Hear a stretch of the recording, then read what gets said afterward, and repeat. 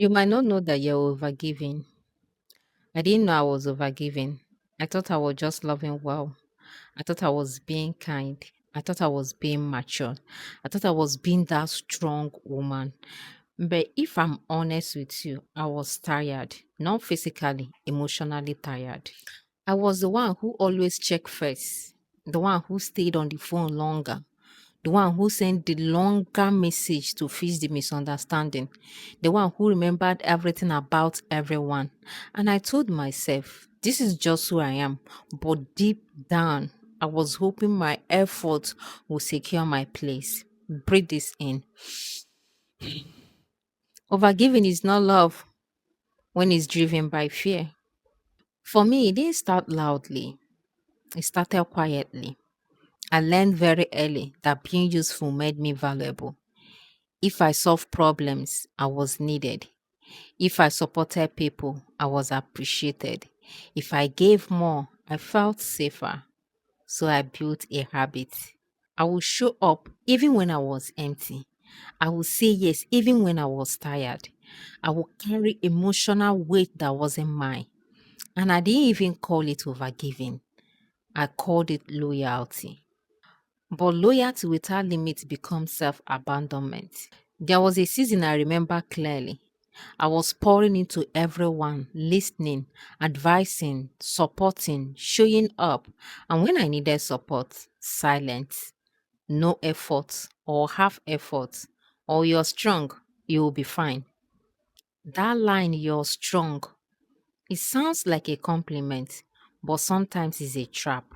Because people who see you as a strong one often feel comfortable taking from you. And I allowed out, yes. That was hard to admit. I trained people to receive from me without requiring balance. Let me say that again slowly. I trained people to receive from me without requiring balance. Breathe this in. It wasn't always that they were selfish.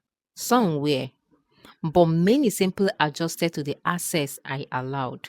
If I always answered immediately, they expected immediate answers.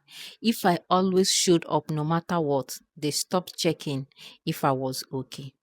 I made myself too available, and then I resented them for it. That was my wake up call. Overgiving usually hides one belief: if I don't give this much, I won't be enough. That belief is quiet, but it controls everything. If you give more time, more energy, more money, more understanding, more patience, not because you have it, but because you're afraid of losing connections, you're afraid of losing people, that's survival mode, not love. I didn't wake up and become cold. That would have been easy. Instead, I practiced pausing. When someone asked for something, I paused. That pause was uncomfortable at first because I was used to immediate yes. Now I ask myself, do I actually have the capacity? Not will they be upset, not will they leave, but do I have the capacity? If the answer was no, I said, I can't today. And I stopped talking. No long explanation, no guilt performance, just honesty. It felt strange, but I survived it. And the world did not collapse. Something interesting happened, let me tell you. Some people respected it immediately. They adjusted. They became more aware. Those connections became healthier. But others, they resisted. They guilt tripped. They questioned. They withdrew. And that showed me something powerful. Some relationships were built on my overfunctioning, not mutual care. When I stopped overfunctioning, the imbalance became visible. That visibility was painful but necessary. Before I give now, I run through these questions. Am I giving freely or am I hoping it secures love? Am I giving from strength or from fear? If this is not returned, will I feel resentful? If I know I will feel resentful later, I don't give. Because resentment is not random. Resentment is a sign I crossed my own boundary. Breathe this in. Resentment is information. I had to separate two things too: being kind and being constantly available. They are not the same. Don't be deceived.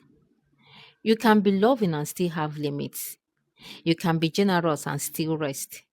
You can support others and still say, I don't have it today. That sentence changed my life. I don't have it today, not forever, not dramatic, just today. You pride yourself on being the strong one, the dependable one, the reliable one. But strength without boundaries turns into exhaustion, and exhaustion turns into quiet bitterness, and quiet bitterness turns into emotional distance. That's how overgivers become cold, not because they are heartless, but because they are depleted. And we are not becoming cold, we are becoming balanced. If you find yourself always testing first, checking first, giving more, fixing everything, try this. Pull back slightly, not as punishment, not as a test, just to create space. Let others initiate, let others carry, let others feel the weight of connection too. If they don't, that's clarity, not rejection. Clarity. Healthy giving feels light. You don't track it. You don't count it. You don't secretly expect repayment. You give it because you want to, not because you're afraid. And if you returned, and if it's not returned, you are just calmly. You don't double your effort to fix imbalance. You step back. That's maturity. You're not tired of loving. You're tired of you are tired of overperforming for love. That's difference. Breathe this in. You do not have to earn your place by exhausting yourself. You are enough without overfunctioning.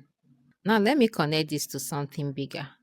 If your nervous system is always in survival mode, you will overgive automatically because survival says secure this connection at all costs, but healing says secure your peace first.